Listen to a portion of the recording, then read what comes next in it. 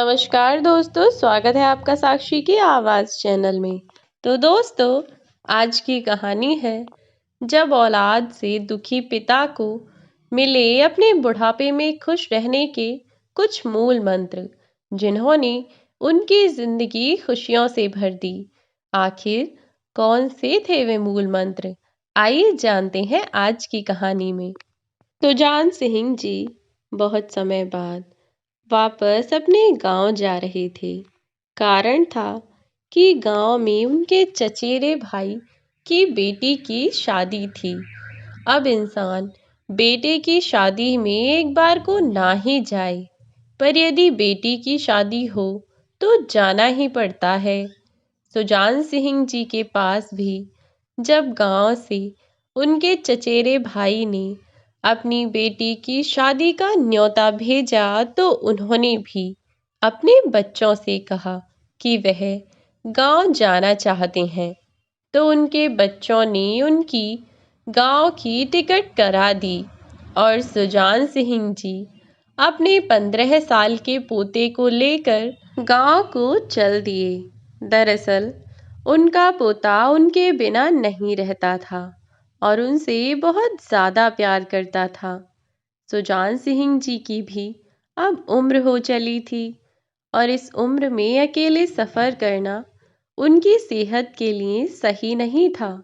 इसीलिए उनका पोता अपने दादाजी के साथ गया। आज की ही शादी थी और गांव पहुंचने में काफ़ी समय भी लगता है।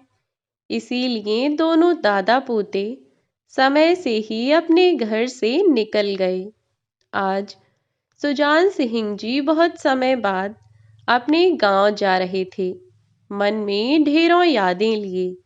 बचपन की बहुत सारी यादें जुड़ी थीं उस गांव से, क्योंकि सुजान सिंह जी ने अपना पूरा बचपन उसी गांव में बिताया था और बचपन से जुड़ी अनेकों यादें थीं उस गांव में। और फिर जब से शहर आए उसके बाद गांव जाना ही नहीं हुआ। फिर आज जब गांव से निमंत्रण आया था तो सुजान सिंह जी ने जाने का मन बना लिया और फिर उनके बेटे बहू ने भी मना नहीं किया।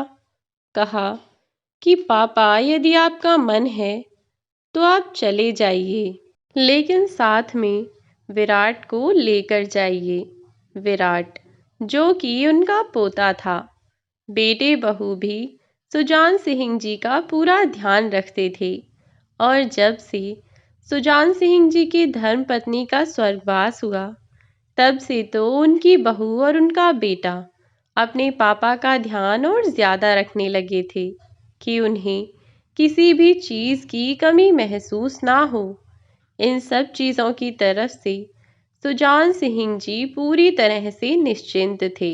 उनके बेटे और बहू बहुत ही अच्छे थे और अपने पिता से बहुत प्यार करते थे। आखिरकार पुरानी यादों को सोचते सोचते सफ़र कब बीत गया पता ही नहीं चला और आखिरकार विराट और उसके दादाजी उनके गांव पहुंचे। गांव में सुजान सिंह जी का भरा पूरा परिवार था।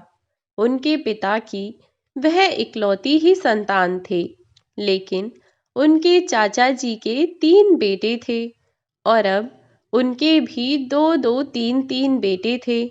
तो इस तरह गांव में उनका अच्छा खासा परिवार था, बहुत बड़ा परिवार था।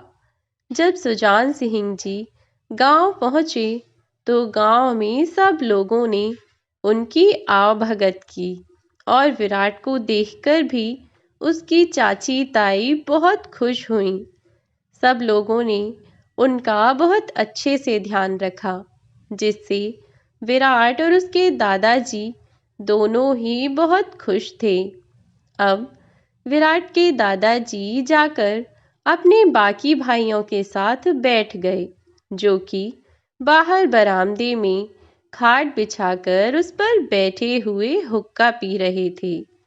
सुजान सिंह जी भी जाकर उनके पास बैठ गए और बातें करने लगे। इधर विराट के चचेरे भाई बहन उसके आसपास घूमते रहे और उससे बातें करने लगे। इधर विराट को भी बहुत अच्छा लग रहा था, क्योंकि वह गांव में आकर भी किसी अनजान की तरह नहीं बैठा था। उसके भाई बहन उसे अपने साथ लेकर घूमते रहे और उधर सुजान जी अपने भाइयों के साथ मिलकर पुरानी यादें ताज़ा कर रहे थे। आज शादी के मौके पर उनके यहाँ सभी रिश्तेदार इकट्ठा हुए थे। जिन लोगों से कई वर्षों से मुलाकात नहीं हुई थी, आज यहाँ आकर उन सब लोगों से मिलने का मौका मिला। इतने समय बाद सब लोग मिले थे, तो मिलकर पुरानी यादें ताज़ा करने लगे कि बचपन में कैसे वे सब हंसी मजाक किया करते थे, कैसे गांव में इधर उधर बस उछलते कूदते फिरते थे और कितनी मस्ती किया करते थे।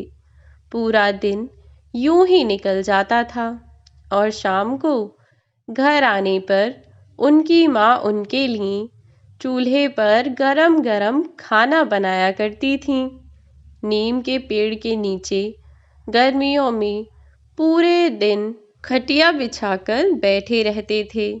सब लोग आपस में बातें करके पुरानी यादों को ताज़ा करते हुए बहुत खुश हो रहे थे कि बातों बातों में सुजान सिंह जी के बचपन के दोस्त कमलेश जी का नाम आया।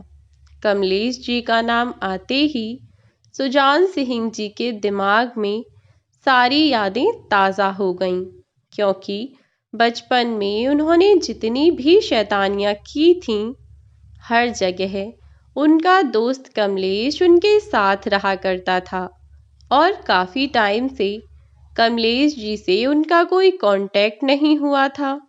तो सुजान सिंह जी खास तौर पर अपने दोस्त कमलेश जी से मिलने के इरादे से ही गांव आए थे। अब जब कमलेश जी की बात छिड़ गई, तो सुजान सिंह जी ने अपने चचेरे भाई से कहा, भाई साहब, कमलेश कहीं दिखाई नहीं दे रहा, उसके घर न्योता नहीं भिजवाया है क्या? क्योंकि गांव में घर घर एक आदमी को भेजकर न्योता दिया जाता है, जिसके बाद फंक्शन में शामिल होने के लिए सभी लोग आते हैं। इसीलिए सुजान सिंह जी ने पूछा, तो उन्हें पता चला कि न्योता तो भिजवाया था, लेकिन पता नहीं कमलेश क्यों नहीं आया। सुजान सिंह जी के चचेरे भाई ने उन्हें बताया कि कमलेश जी के परिवार में स्थितियां कुछ ठीक नहीं चल रही हैं। उनके बेटे बहुत ही नालायक निकले, अपने पिता की बिल्कुल इज्जत नहीं करते और अपने बाप को हमेशा ही उल्टा सीधा सुनाते रहते हैं। और बेचारा कमलेश, वह भी ज्यादा कुछ नहीं कह पाता, कुछ कहता भी है तो कोई उसकी नहीं सुनता, हमेशा बस बड़बड़ाता रहता है और उसके बेटे और बहू में से कोई भी उसकी नहीं सुनता। ज्यादा कुछ कहता है तो उल्टा उसी को सुनाकर चले जाते हैं। एक दिन मिला था बेचारा, तब अपनी दुख भरी कहानी सुनाई। जब सुजान सिंह जी ने अपने बचपन के दोस्त की ऐसी स्थिति के बारे में सुना, तो उन्हें यह सब सुनकर बहुत दुख हुआ और वे बोले, भाई साहब, कल को जैसे ही मौका मिलेगा, एक बार आप मुझे कमलेश के पास लेकर चलिएगा। मैं उससे मिलना चाहता हूँ। आखिर मैं भी तो जानूं कि अचानक ऐसा क्या हो गया जो उसके बेटे और बहू का व्यवहार उसके प्रति इतना बदल गया, क्योंकि शुरू शुरू में तो सब कुछ बहुत अच्छा था। बेटे और बहुएं दोनों ही उसका बहुत ध्यान रखते थे। फिर अचानक ऐसा क्या हो गया?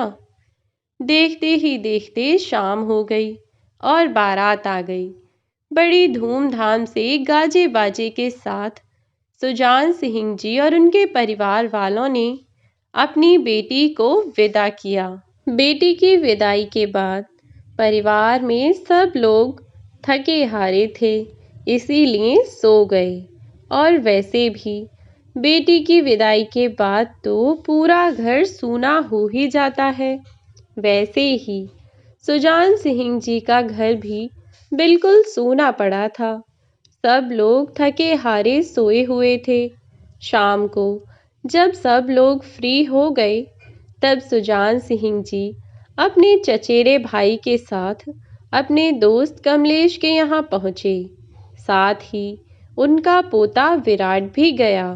वे लोग जब कमलेश जी के यहाँ पहुँचे, तो कमलेश जी के बेटों ने सुजान सिंह जी की बहुत अच्छे से आओ भगत की। जैसे ही सुजान सिंह जी उनके यहाँ पहुँचे, तो कमलेश जी के बेटे ने पांव छू करके उन्हें प्रणाम किया। तुरंत ही बहुएं भी अपने कमरों से निकल कर आईं और सुजान जी के पांव छूकर उनसे आशीर्वाद लिया। सभी लोगों ने उनके साथ बहुत अच्छे से बर्ताव किया। कुछ ही देर में बहुएं चाय पानी का इंतजाम करके आ गईं और कमलेश जी के बेटों ने सुजान जी को चाय नाश्ता निकाल कर दिया।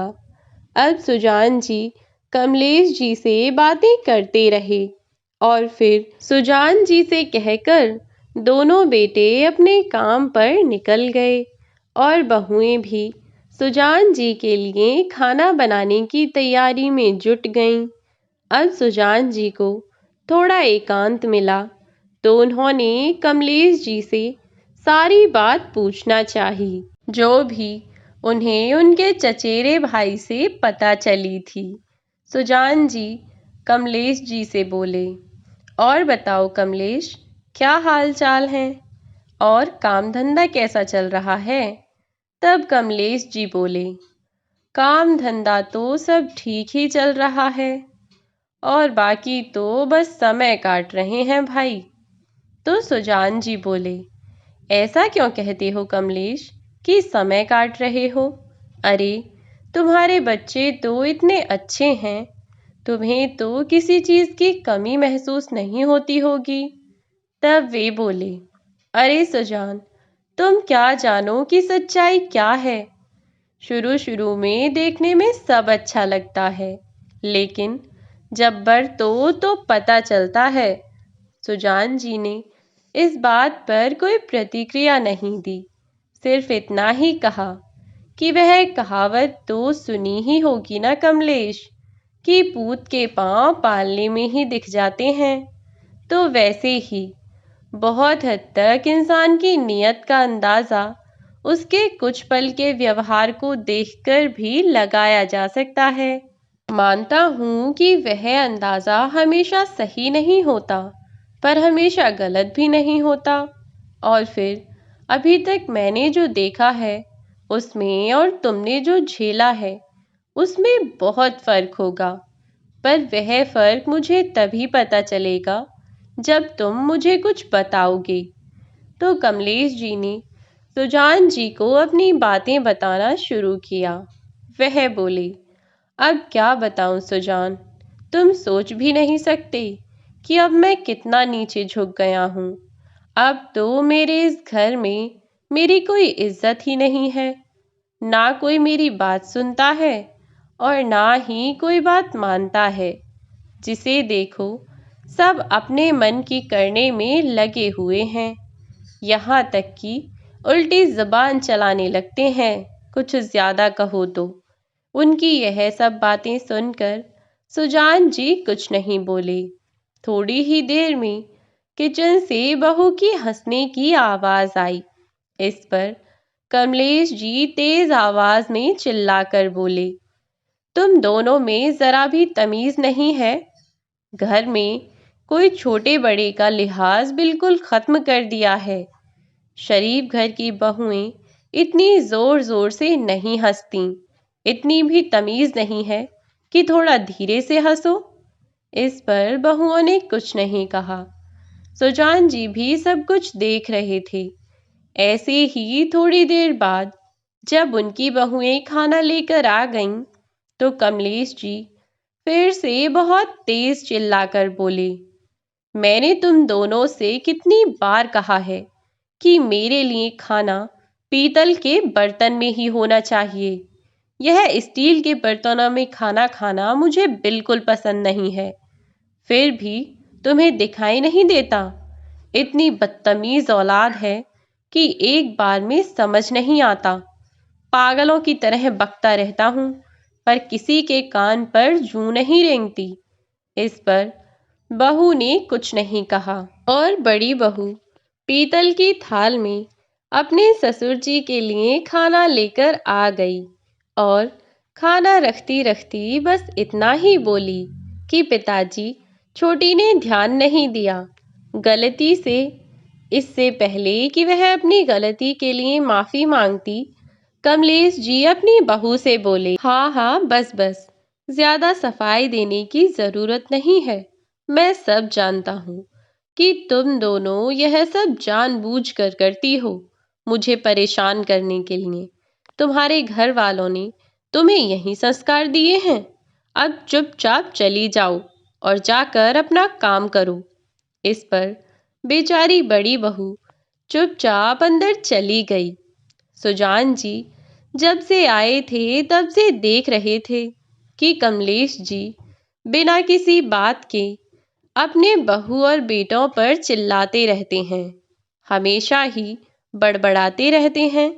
इस पर भी अपनी औलाद को ही दोष देते हैं। छोटी छोटी बातों पर बस चिल्लाते रहते हैं। घर में हमेशा ही कलेश मचाते रहते हैं। इस पर भी कहते हैं कि मेरी नालायक औलाद जैसी औलाद किसी को ना मिले। मेरे बेटे इतने बेगैरत हैं और मेरी बहुएं भी बहुत बदतमीज और मुंहजोर हैं, उल्टा जुबान चलाती हैं। बड़े छोटे की कोई शर्म नहीं है। लगातार अपने बहू बेटे की बुराई करते रहे और बहुएं भी बेचारी जब तक खाना देने आती तो उनके सामने ही उनके मायके वालों को कमलेश जी ताना देते और उनकी परवरिश को भी चार बातें सुनाते कि जाने कैसी परवरिश की है इनके माँ बाप ने। एक बार में कोई बात समझ नहीं आती। जब बहुएं चली गईं तो कमलेश जी सुजान जी के आगे फिर से अपना रोना रोने लगे कि मेरे इस घर में मेरी कोई इज्जत ही नहीं है। घर में कोई भी काम करने से पहले ना तो मुझसे कोई सलाह ली जाती है और ना ही मेरी बात का कोई मान रखा जाता है। किसी भी बात के लिए कह दूं तो कोई नहीं सुन सकता। मैंने इनसे कहा था कि पीतल के बर्तनों में ही खाना खाया करो। अब देखो, नए जमाने के हिसाब से चलने के चक्कर में सारे बर्तन भर के रख दिए। आज के जमाने में कोई कुछ करना ही नहीं चाहता। एक नंबर के कामचोर होते हैं बच्चे। वह यह सब बातें कर रहे थे और बोले कि मैं तो अपनी औलाद से बड़ा दुखी हूँ सुजान। कहीं भी जाऊं तो मेरी कोई परवाह नहीं करता, अकेला ही भागता फिरता हूँ। मेरी तो जिंदगी बहुत बुरी कट रही है। पर तुम्हें देखकर ऐसा लगता है कि तुम्हारी तो ऐश ही ऐश है।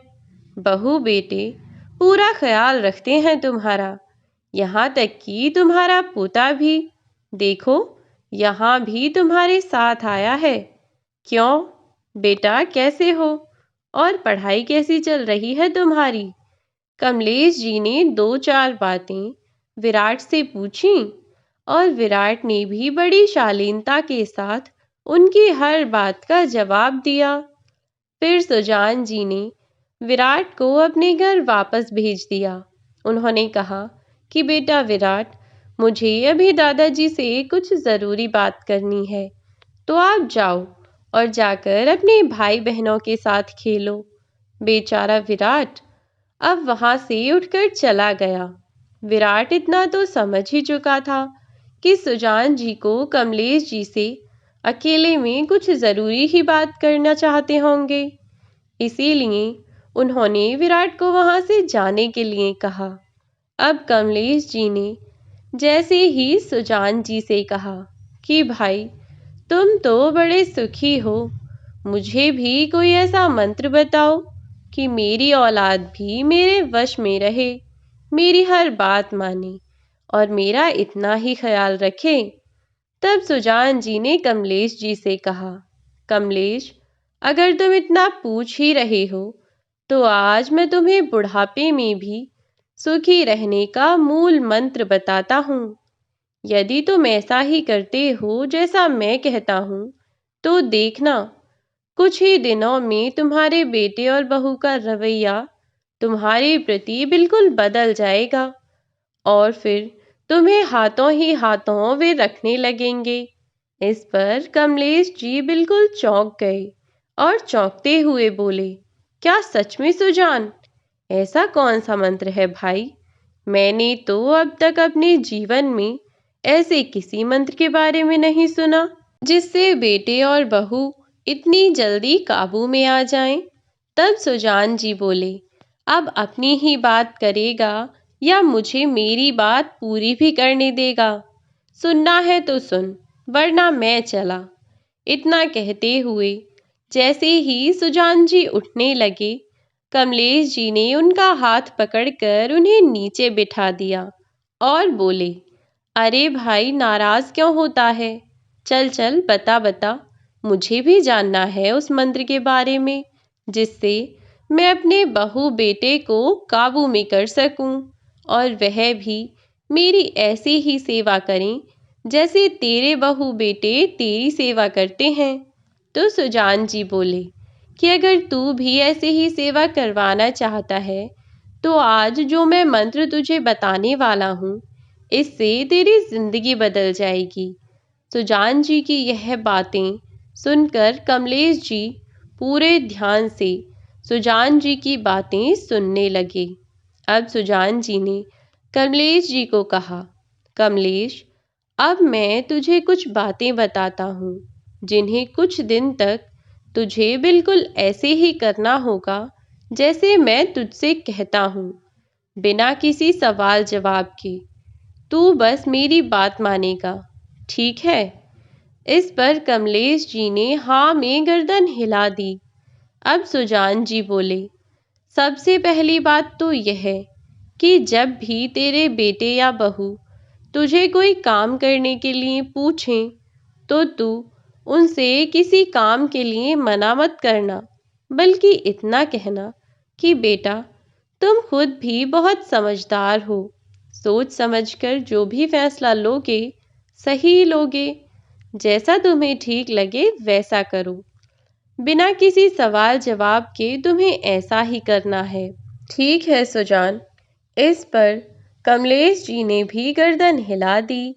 आगे सुजान जी ने बोला, दूसरी बात, जब तुम्हारी बहुएं अपने हिसाब के कपड़े पहने और अपने हिसाब से खाने पीने के लिए कुछ बनाएं तो तुम्हें उन्हें डांटना नहीं है, बल्कि बस इतना कहना है कि बेटा, बुढ़ापे में मुझसे यह सब नहीं खाया जाएगा, तुम्हारा जो दिल करे तुम बना लो, बस मेरे लिए सादा दाल चावल और रोटी ही बना दो। यदि तुम्हारी बहू और बेटे कहीं बाहर घूमने जाते हैं तो तुम उन्हें रोको मत, क्योंकि यदि तुम उन्हें रोकोगे तो वह तुमसे छुपकर फिर कहीं बाहर जाएंगे। इससे बेहतर है कि वह जब भी तुम्हें कहीं जाने के बारे में बताएं, तुम खुद ही उन्हें जाने के लिए कह दो। जब तुम्हारी बहू में अपनी इच्छा से कुछ कपड़े पहनने हों, तुम उनसे केवल इतना ही कहो कि बेटा, घर की इज्जत तुम्हारी इज्जत है। बस इस बात को सोचकर और समझकर ही हर एक काम करना, क्योंकि तुम जबरदस्ती किसी से कोई काम नहीं करवा सकते। और तुम्हारे पोते पोती जब भी तुम्हारे साथ खेलने के लिए कहें या फिर घर में थोड़ा बहुत शोर मचाएं तो तुम उन पर चिल्लाने के बजाय कुछ देर उनके साथ खेल लिया करो। उसके बाद उन्हें पढ़ने के लिए या आराम करने के लिए भेज दिया करो, जिससे वह एक बार में तुम्हारी बात मान जाएंगे। और यदि तुम्हारी बहुएं मुंह नहीं भी ढकती हैं तो भी कोई फर्क नहीं पड़ता कमलेश, क्योंकि मेरी बहू मेरे सामने कभी मुंह नहीं ढकती। तुमने अपनी बहू को जरा सी बात पर इतना सुना दिया। उनके हंसने की आवाज़ तुम्हें यहाँ तक आ गई, और इस बात पर तुमने उन्हें कितनी बातें सुना दी। हम कितनी देर से बातें कर रहे हैं, आवाज़ तो उन्हें भी आ रही होगी ना, लेकिन उन्होंने हमसे कुछ नहीं कहा। और फिर एक बात बताओ, अगर तुम्हारी बेटी होती और वह तुम्हारे सामने ऐसे हंसती, तो क्या तब भी तुम उसे ऐसी ही बातें सुनाते? एक बार अपनी बहू को अपनी बेटी मानकर देखो। अगर वह तुम्हें अपने पिता की तरह प्यार न करे, तुम्हारा सम्मान न करे, तो कहना। सुजान जी की बातें सुनकर कमलेश जी कुछ देर चुप बैठ गए। सुजान जी ने कमलेश जी से कहा, अब बिना किसी चूं चां के मेरी यह सारी बातें तुम्हें माननी होंगी। 1 महीने बाद मैं तुमसे खुद बात करूंगा, और तब तुम मुझे बताना कि क्या तुम्हारे बेटे और बहू के व्यवहार में कोई परिवर्तन आया या नहीं आया। यह सब बातें करने के बाद सुजान जी ने खाना खाया और अपने घर को चल दिए। और अब उनके चचेरे भाई की बेटी की शादी भी हो चुकी थी, इसीलिए वे अगली सुबह ही अपने पोते को लेकर गांव से शहर के लिए रवाना हो गए। इधर कमलेश जी सुजान जी की कही हुई हर बात का पालन कर रहे थे। यदि बेटे और बहू को कहीं जाना होता, बाहर घूमने के लिए, खाना खाने या मूवी देखने के लिए, तो वह उन्हें कभी नहीं रोकते। और इसीलिए अब उनके बेटे और बहू हर जगह उन्हें बताकर ही जाया करते थे। फिर चाहे बाजार जाना हो, या फिर बच्चों के स्कूल जाना हो, या फिर कहीं घूमने जाना हो। और इसी तरह सुजान जी की बात मानकर उन्होंने अपनी बहू को अपनी बेटी की तरह माना। अब वे उन्हें छोटी छोटी बातों पर और छोटी छोटी गलतियां हो जाने पर अपनी बहुओं को बातें सुनाने की बजाय प्यार से समझाया करते थे। अब तो धीरे धीरे घर में सब कुछ बदलने लगा। पोते पोती, जो अब तक अपने दादा से बहुत डरते थे, जब भी खेलने लगते तो कमलेश जी खुद उनके साथ बच्चे बनकर खेलने लग जाया करते। और कुछ देर खेलने के बाद उनसे यदि कहते कि बेटा बहुत देर हो गई खेलते खेलते, अब तुम पढ़ लो, हम कल फिर से खेलेंगे, तो उनके पोते पोती एक बार में ही उनकी बात मान जाया करते थे। यह सब देखकर कमलेश जी भी बहुत खुश थे। अब तो उनके घर में सुख शांति रहने लगी। बहुएं भी यदि गलती से कोई गलती हो जाती, तो अपने ससुर जी से 4 बार माफ़ी मांगा करती, और कमलेश जी भी उन्हें पहले की तरह बातें नहीं सुनाया करते थे। देखते देखते घर में इतना परिवर्तन हो गया कि हर एक चीज़ घर में कमलेश जी के ही अनुसार हुआ करती थी। हर चीज़ के लिए उनके बेटे उनकी परमिशन लेने लगे। अब तो कमलेश जी भी बहुत खुश रहने लगे थे। यदि कमलेश जी को कोई चीज़ बेकार लगती, तो वह अपने बेटों को प्यार से समझा दिया करते। इससे उनके बेटे भी सोच समझकर फैसला लेते। पर अब मन में अपने पिता के लिए उनके मन में इज्जत बढ़ती ही जा रही थी, और प्यार भी। लेकिन 1 महीने बाद फिर से उनके यहाँ सुजान सिंह जी आए। आकर देखा तो इस बार वह चौंक गए, क्योंकि उन्होंने आकर देखा तो उनकी बहुएं उनके सामने मुंह उघाड़ कर बैठी थीं, और कमलेश जी ने कुछ नहीं कहा। यहाँ तक कि कमलेश जी ने अपनी बहू से कहा कि वह अपने लिए भी चाय लेकर आ जाएं, और सब लोग साथ में बैठकर चाय पिएंगे। अपने ससुर में आने वाले इस परिवर्तन को देखकर बेटे और बहुएं तो खुश थे ही, लेकिन आज सुजान जी भी कमलेश जी के बदले हुए स्वरूप को देखकर बहुत ज्यादा खुश थे। जब बहुएं अपने लिए चाय लेने गईं, तो सुजान जी ने कहा, क्यों कमलेश, अब बताओ कि अब तुम्हारी जिंदगी में कुछ बदलाव हुए या नहीं। तो सुजान सिंह जी के सामने कमलेश जी हाथ जोड़कर बैठ गए और बोले, धन्य हो, तुम जैसा दोस्त हर एक इंसान के पास होना चाहिए जो उसे उसकी गलतियों का एहसास करवा सके। सचमुच में मैं कितना गलत था। मैंने अपनी बहुओं को हमेशा बहू ही समझा, कभी उन्हें बेटी की तरह देखा ही नहीं। हमेशा ही हर बात पर अपने बेटे बहू को सुनाता रहा।